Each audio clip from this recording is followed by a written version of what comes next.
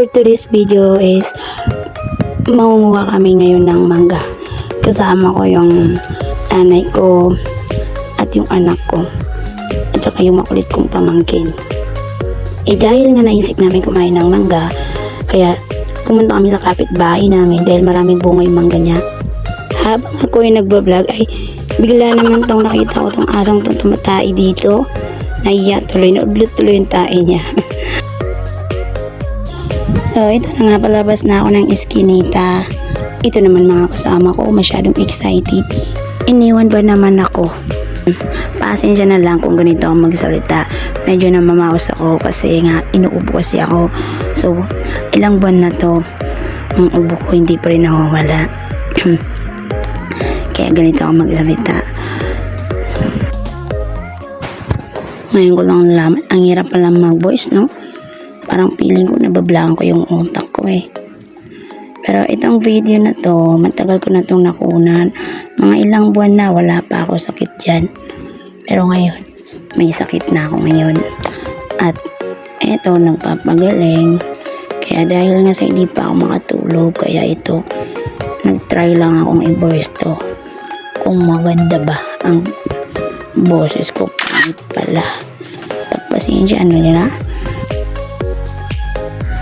So, kwento ko nga, bago pa kami mangunguha muna ng mangga, ang anak ko, umiinom yan ng gamot dun sa tala. At kakatapos lang niya uminom ng gamot, nagyayaan na siya na manguha na kami ng mangga. Grabe. So, sinasabi ko sa kanya, baka mahilo ka. Sabi niya, hindi daw siya nahihilo. Kaya yun, tumuloy na lang kami. Malaki ang bakuran nila. At, ayun, sabi ni mother, selfie daw siya muna.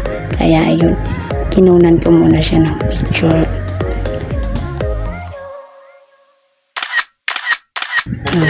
Selfie. Ayun, paakit na ng puno si Hasib. Kami naman taga-pulot. Pupulot ng mangga. Pakiramdam ko tuloy parang nasa probinsya ako. Kasi yung dami, parang akala mo nasa probinsya ako. Kasi ang dami mga halaman. Maraming Ayan si mother. Nagsiselfon pa, mukhang may katawagan pa. Guys, excited na nga siya kumuha ng mangga. Ayun, inakyat na niya. Sungkitin na lang.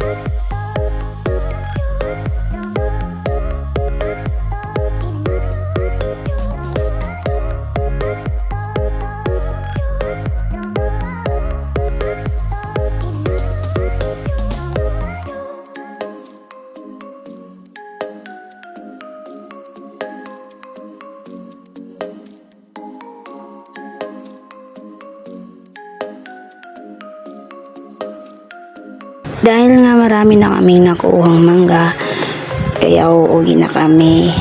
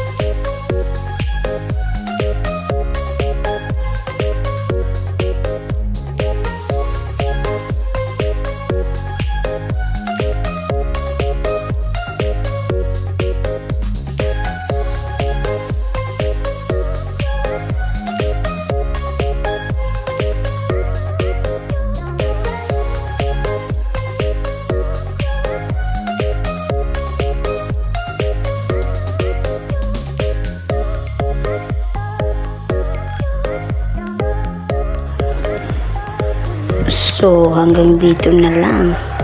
Sa next vlog ko na lang ulit. Bye-bye!